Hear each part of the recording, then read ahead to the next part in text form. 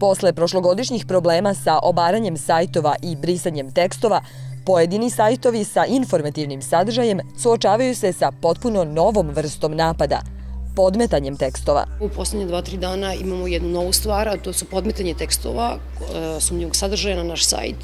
Dakle, mi tu govorimo već o ljudima koji imaju ozbiljne resurse, materijalne i znanje velika, da bi uspeli tu zaštitu koju smo mi povećali da probiju. A zaštitu su povećali upravo zbog velikog broja napada koje su, kako kažu, uredno prijavili nadležnima.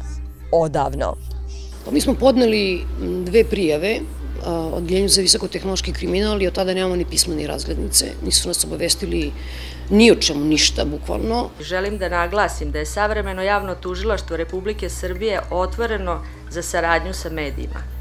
Da obraća i da će nastaviti da obraća posebnu pažnju na sigurnost rada medija i njenih pripadnika.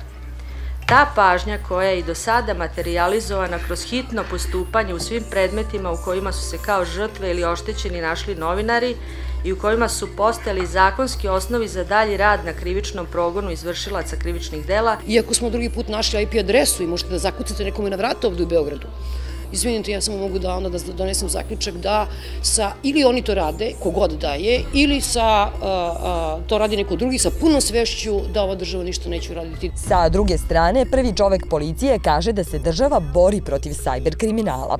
U Republici Srbiji je uočen veći broj napada na godišnjem nivou i potrebno je i veće angažovanje državnih institucija, medija, šire društvene zajednice za što bolje prevencije. Potreba za proaktivnim delovanjem Ministarstva unutrašnjih poslova je potpuno jasna i to smo uočili kao jednu od važnih programskih stvari za budućnost. Ono što smo mi uradili jeste da smo uputili pisma policijama za koje je naša država tvrdila i visoki državni funkcioneri i policajci su tvrdili da su uputili pismo preko Interpola da saznaju ko nas je napada iz susednih zemalja. Mi smo stanovili da oni lažu. Te policije nikada nisu dobili nikakav dopis odavde. Prvo tome, vi ste uhvatili državne funkcionere visoke u laži da su uputili zahtev policiji Kanade ili Velike Britanije da ispitaju napade na Peščanik koji su dolazili odatle. To prosto nije tačno, oni to nikada nisu radili. Sajt Peščanika oboren je nakon što je objavio tekst o disertaciji ministra policije Nebojše Stefanovića, a kasnije i Siniše Malog i Aleksandra Šapića. Ovo se dešava u momentu kada imamo nekoliko tekstova ozbiljnih koji kritički analiziraju ponašanje vlasti povodom obaranja helikoptera. Možda su sve to slučajnosti, ja to ne znam, ali prosto registrujem da su to ti momenti neki. Dakle, ovo je sada nova varijanta da mi imamo tekstove koje mi nismo napisali, koji su, što je vrlo zanimljivo, potpisani i upravo imenima autora koji su pisali doktoratima.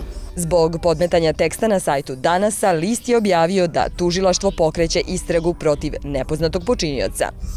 Ko je odgovoran što su svi ovi počinioci još uvek nepoznati javnosti?